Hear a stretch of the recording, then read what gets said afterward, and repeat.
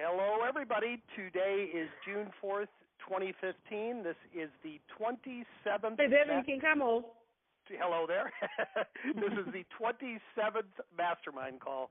And I'll tell you, this is the best early attendance I've ever seen. We've got over 40 people on the call who were here on time. I appreciate y'all showing up today.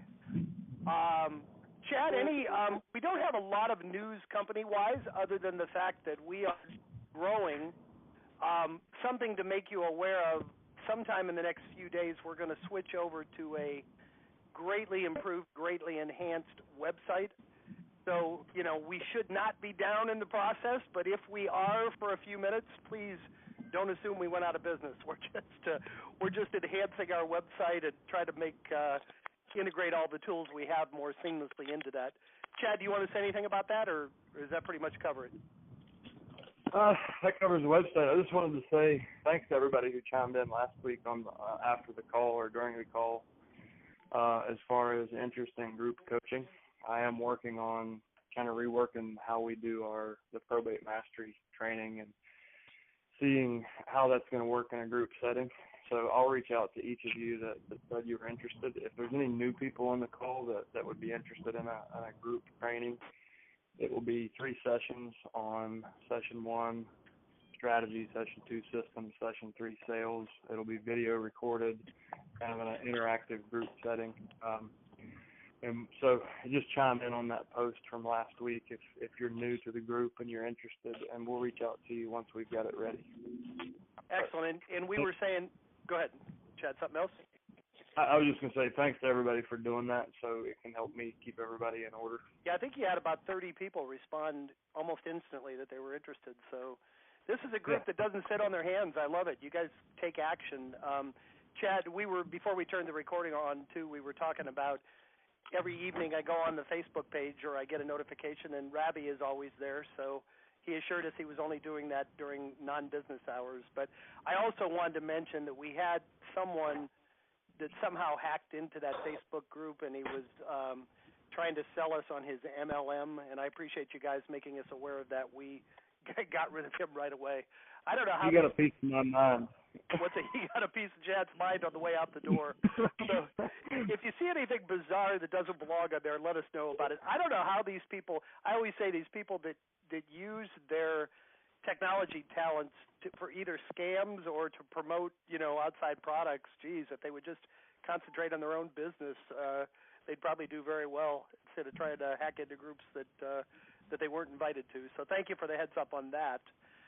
I guess a great way to start the call in our pre-call chat. I think 90% of the people here are relatively new, and we have a seasoned veteran on, and I alluded to your story, Tami. So I've told your story. It's kind of like, hey, if Tami can do it, anybody can do it. That's the truth there. would you, and you've been so generous to share your experiences, and whenever I have someone who's kind of skeptical, like, who are you and how do I know it's for real, I have them call Tami. And Tami, you're kind of an assistant salesperson with the company. I appreciate it. Absolutely. A non-salaried one. But would you just give them a brief summary of what we were talking about before we turned the recorder on? Yeah, absolutely. So did you want me to go over kind of how we started? Well, okay. Yeah, about 2 months ago, we were on one of these calls, and we said, does anybody have any wins to share? And Tami very humbly said, yeah, I got 5 listings last week. And then we asked Tami, have you ever had 5 listings before? And I think you said, I just got my license last month. Yeah, I actually just finished real estate school just pretty much at the beginning of this year. So I came in with no sales experience, just a stay-at-home mom, and got asked to work with this team and create an inside sales department. And so the team that I work with is very, very successful, but it's kind of like, the slow merging car into the fast lane. So, they do between 200 and 300 homes a year, and so, they're up and running, and I'm just in here trying to figure this out and create a department and a system that didn't exist already in the middle of starting this probate. So, so honestly, I just did exactly what you guys had on your Facebook and nothing else. So if it said say this, that's what I said. If it said to send out a mailer at 30 days, that's what I did. And I just set, exactly what you guys had on there. I literally just followed the campaign that you had set, and we've had great success with it. My biggest thing, I guess, my word of advice for everybody is to make sure that you have a team in place, meaning estate sale companies, clean out crews, and things like that. So you're a resource of information, because that's how we got our very first listing. Was they had basically been sitting on the home because they were overwhelmed. It was 3 stories. It was top to bottom, just full of collectibles, and the family had no idea where to start. So when we put them in contact with an estate sale company, and basically we just made the connections for them. We never just give all the information to them, because then we're no longer, we don't any longer have a value for them. So we were their contact point for connecting them with the right people through the various stages. So we got them set up with actually a train collection company here in town, because the grandpa was a train collector, an avid train collector, so he had collectibles throughout his house.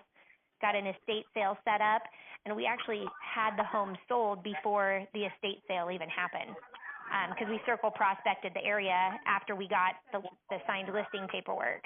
But yeah, we just sent out the mailers. We did the voice cast and called in between, and off of just that, we had 6 people and 7 listings that we were going for.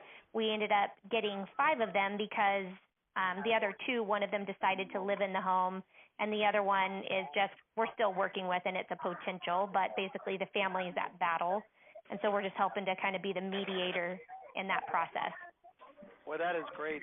Whoever, that background noise, if you could put us on mute, I appreciate it. Well, that was quick. Somebody did it already. Thank you. Tami, thank you so much. That is, I mean, you're an inspiration. I always tell people, hey, if a brand new agent can do it, what's your excuse? Yeah. Does anybody have any questions for Tami? Thank you so much for volunteering. Yeah, you're very welcome. Tami, what is the voice cast that you referred to? So Chad actually has on the Facebook page, I believe is where I got it from. There's actually the voice cast, so it's a ringless voicemail, and that's also part of the plan that they have set up already. So what we do is we have a pre-recorded ringless voicemail that goes out every other week. And what we want to do is call them in between there, like a personal phone call in between there. But because I do inside sales, what I'm doing is actually building up another division of our team. So Rick Gray is our managing partner. So all the letters I send out has his name and information, and his stuff on there. I basically gave him a script and said, record this, let me know when you're done. And so every new campaign that we have, it's his voice that's going out to these people. And so basically we're just taking the incoming calls from those. So when they call back, they get me. Now, when you say ringless dialer, what do you mean? Chad, do you want to there's 2 ringless systems on the back end of our website. There is Sly Broadcast. You can, for example, with my probate business, I just record a message. Hey, my name is Jim. I noticed you inherited some property in Florida. If you're interested in selling that property, give me a call. Very generic. I push send. If I use call loop, it plays them the message if they answer, or it'll go to their voicemail. If you use Sly Broadcast, it doesn't even ring. It just goes directly to their voicemail. And Chad has a 3rd service, which is probably the best, but it's the most expensive, called VoiceCast. So it really depends on what you're trying to accomplish.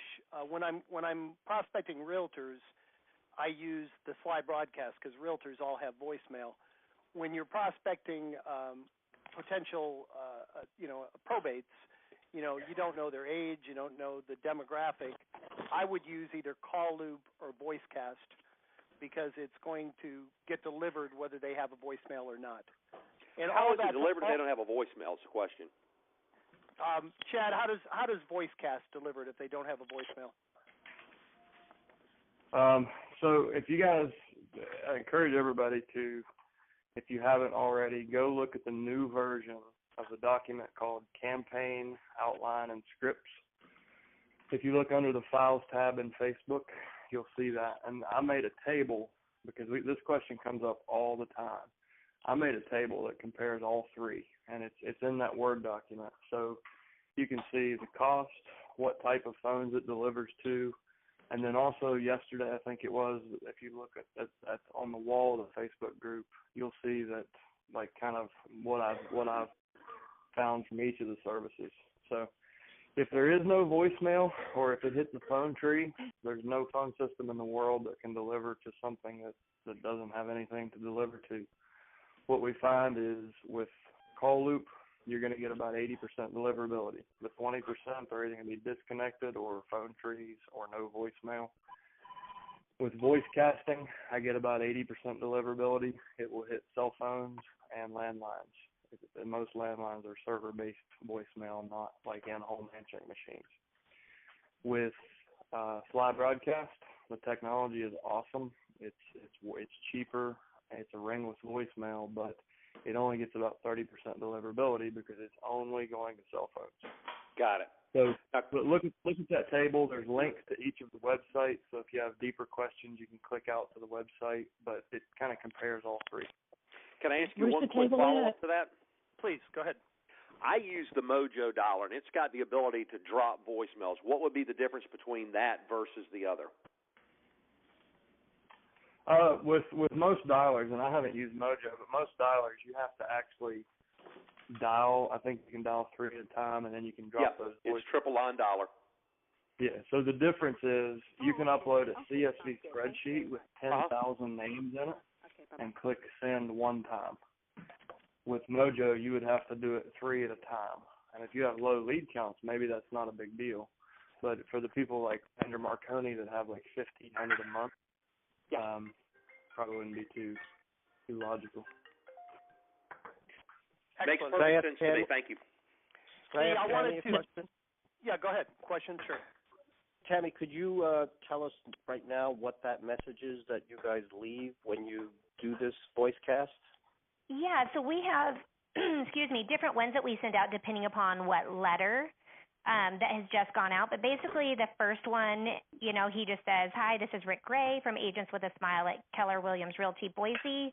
We sent you out a letter recently. Just wanted to follow up, make sure you received that letter. We have a lot of experience working with inherited properties, and our research shows that you may have inherited one. If you're interested in selling, we have a network of cash buyers and that can close quickly, or a proven system for getting the properties ready for the conventional market and selling them quickly to retail buyers. If there's any way we can help your family with your real estate needs, please give us a call," and then we give the phone number. And we do let them know, though, we spend a lot of time on the phone, so if you don't catch us, to leave a message with their name and property address, and we'll be sure to call them right back. To be honest, a lot of the times we let it go to voicemail, so that way they give all those details, so it gives you a minute to look them up because they could be in various campaigns. We send out the options letter first. I don't know if you guys have had a chance to look at that, but our first voice cast, we're just basically building off of that. And the options letter is, we have a network of cash buyers that can close quickly. We have a team of people that we work with that have clean out crews and estate sale companies, that can help you prep the home for the conventional market. We can give you the most amount of money in the shortest amount of time. And basically it's just a letter just trying to, it gives us something to build off of when they call, so we can find out what their motivation is. Do they need to sell quickly, or do we have time to prep it for the conventional market and get them the most amount of money? Especially in our market right now, it's a seller's market, so we do know that we can still sell it quickly for top dollar. So it's definitely a seller's market here, so that kind of helps us to build off of that. Basically, our follow-up calls are just, that we see that they're the personal representative of an estate, and, we're trying to see if they're interested in selling that property or if they just need information on estate sales or clean-out crews. On the follow-up ones, we're basically trying to get them to call us for any reason. So even if they say, we don't want to sell, we don't have a house to sell, but they're sifting for information, trying to get estate sale company or clean-out crews, that's our green light to know they actually have a property that they're working with. And it just allows us to get in a conversation with them and try to help, so our motivation can match their motivation type thing. It's just, we're trying to give them an excuse to call us back so we can get in a conversation with them to find out what they need. Has the voice cast been effective? Are you getting calls back from that message?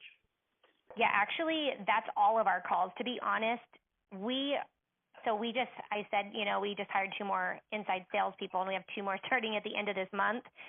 We have so much going on that we've exclusively used VoiceCast right now. So with our new inside salespeople, they will also be making a personal call in between the weeks of the VoiceCast. But all of the people that we got listings off of were all incoming calls that they called us back from the VoiceCast. And do you get calls from the letters as well, and which of the 2 is better? They really build off each other. So what I found is that they don't call off the letters, but we send a voice cast out 3 days after we send the letter, and that's what they call off of, because in our voice cast that we're sending out, we're referencing the letter that they just received. And so, they're getting the information on the letter, then you're referencing the letter on your voice cast, and they call you back, and they actually reference the letter in your conversation. So it's really key to do both, because you can't give them all the information on a voice cast of what you can give them in a letter. So you really need to do both, because it's the only way to get all the information out there. And then Chad has different letters that you send out at different stages, and they each have the same information, but it's just told to them a little bit differently, and you're just basically kind of guiding them through the journey. Kelly, this is Vanessa from New York. I'm sorry to butt in. You said you sent out the options letter first, and I'm not seeing the options in the downloadable content. I've got probate. On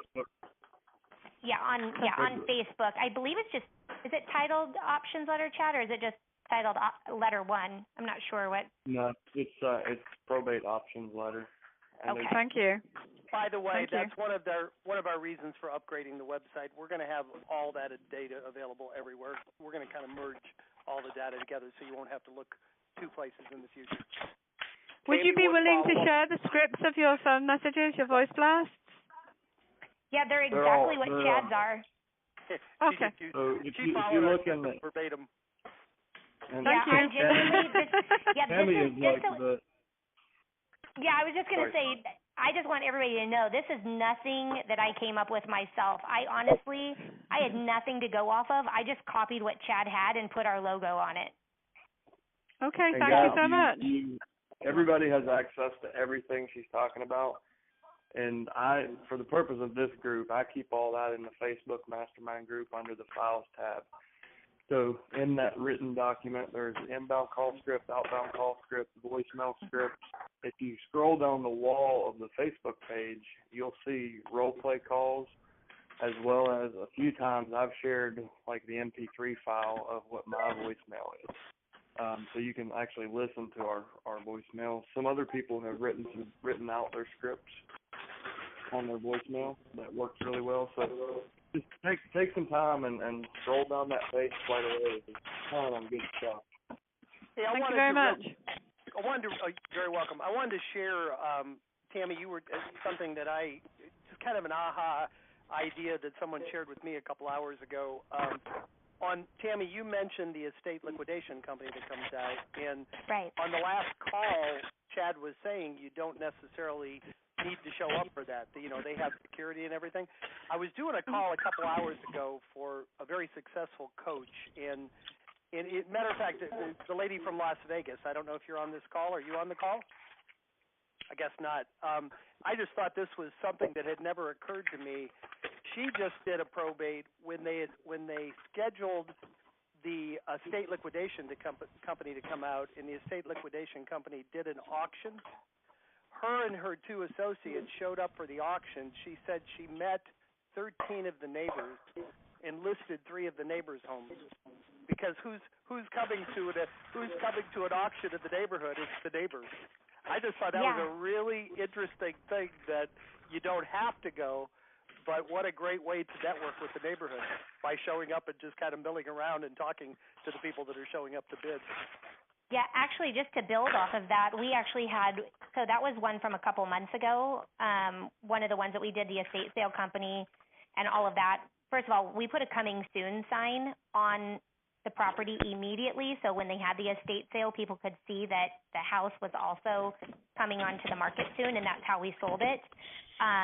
But we actually just had a listing appointment last night for a neighbor 2 doors down that they realized, they actually told us, they mentioned another top producer in the area that we thought that she normally sells all the home in this area, but we saw that you had this home and you sold it really quickly. So they wanted more information and they wanted to meet with us. So we just got a listing for a house 2 doors down from our original probate listing. Imagine that. Probate deals can attract non-probate deals.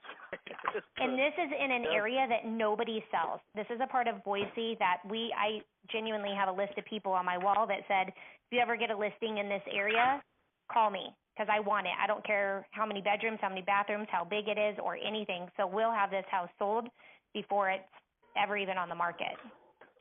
Well, that's great. Thank you so much for sharing, Tami. Does anybody else have any wins they want to share this week, or does anybody have any? We have probably another 10 minutes in the call. Does anybody have any other pressing questions that they need to discuss? Yes, Anyone? I have a question. Please. When you do your letters and people respond, if you're doing your automatic letters, you're sending it in and the company's sending them out for the $1.50 each. How do you keep track of, okay, I sent out 50 letters, Mrs. Jones, Mr. Smith, and Mr. Y called back and said we're not interested. Before they send out that second letter, how do I get those names off the list? We talked about that last week, Chad. Do you want to give them the same answer? You there, Chad? I think we lost Chad for a minute. We talked about it. Okay, I'll look it up. No, that's okay. We talked about it last week, and the Sorry, Jim, I was on mute. Okay, go ahead. You heard the question, right, Chad? I did, yeah. So what we recommend, and this is just from my own experience, I tried to do that the first couple of months and cut out people. But that guarantees that you have to order mail 3 times. So what we do now, we order mail 1 time for everybody on the list, and they get free. If someone opts out, you just simply say, okay, well, listen, I understand. Thanks for your call. Listen, if we order mail-in batches, so if you see any more than 3 moments, just apologize.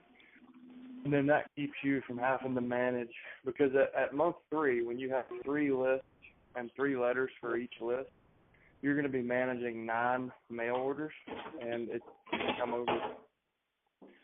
What we do, and what pretty much everybody does, you order mail 1 time and just consider that your mailing cost. And if someone, there's no do not mail list, so there's no liability. If someone gets upset that you sent another letter, just say, let's toss it in the trash. So that's what we do. Yeah, your time is probably worth more than the $1.50 to go through and sort them out. And you never know. People might initially say no, and then, Chad, you told a story where there was a surviving spouse, and a few months later, the kids called and said, Mom said she didn't want to sell, but we just put her in a nursing home. You never know when a no might turn into a yes later. So for a $1.50. Okay, sure. Questions? Could I ask a follow-up question to that? Please. Chad, when you said you send the 3 letters and you don't worry about it because there's no do not letter list, what about when the property is already listed? Because after my first mailing, I got calls from several agents that were upset because they had the homes listed. Well, it's pretty easy to prove that it's just like a just listed, just sold campaign. So with just listed, just sold, you need to make sure that, or you can prove that, hey, listen, I just drew a polygon and sent to everybody in that farm area. Probate's no different. It's really easy to show that you have a list of public records, and you're just mailing. You're essentially farming to a list of public records. So no, I don't. And don't most states have a disclaimer? If you're listed with a realtor, please disregard. I think most states have something like that on the letter. So, again, I mean, you can add that to your letters if you feel like you need to. I don't feel like I need to. Can I ask Tami one more question? Please.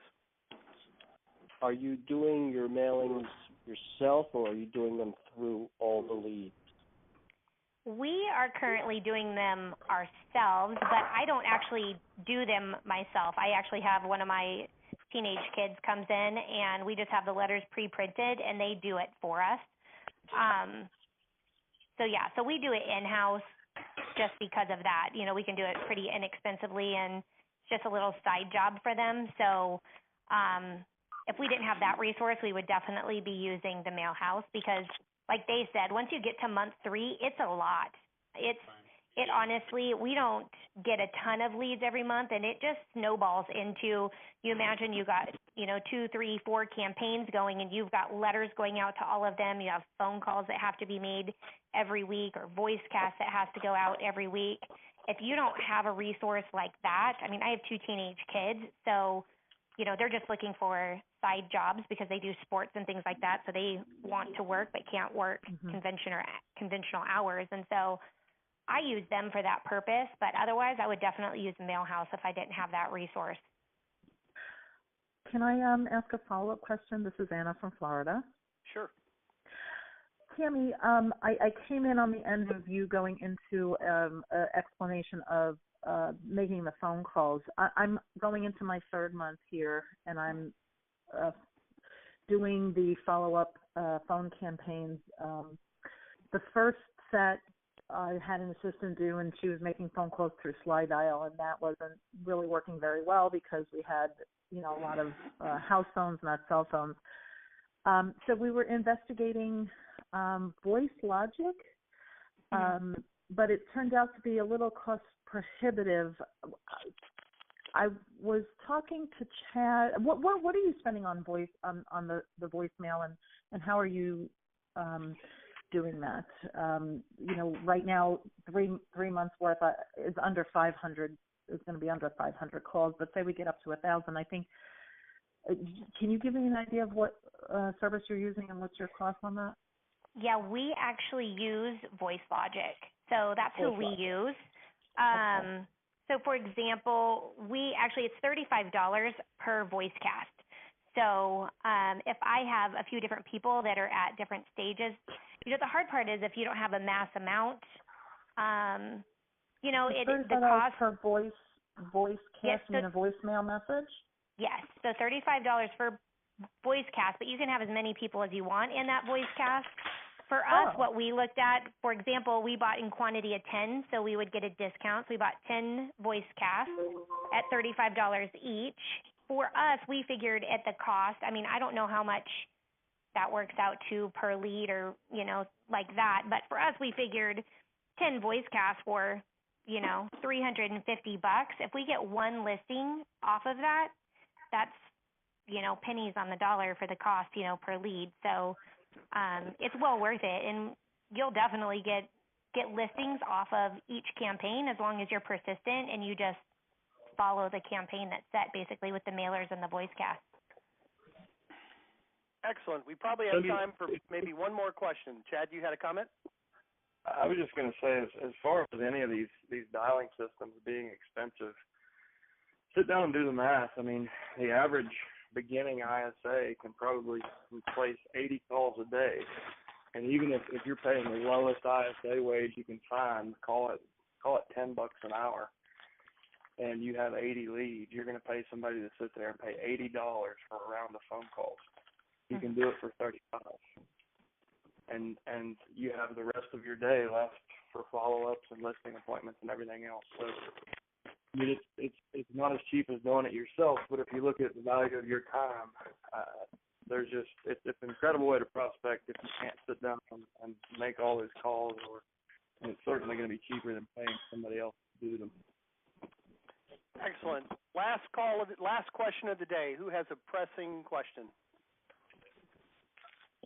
No? Great. We covered everything in 30 minutes. We've never done that before. Thank you guys so much. This was a great turnout. Did I hear a question? Go ahead. No, I guess not. Somebody was saying goodbye to somebody going out the door or something. I have a quick question. Tami, how many leads do you get a month? We have, our very first one, which is where we got the most success off of, we got 175 leads because we bought the previous 3 months. But otherwise, we get between 60 and 75 leads a month. Okay. Excellent. Guys, and thank you for coming to the Tami Endicott show today. We really appreciate it.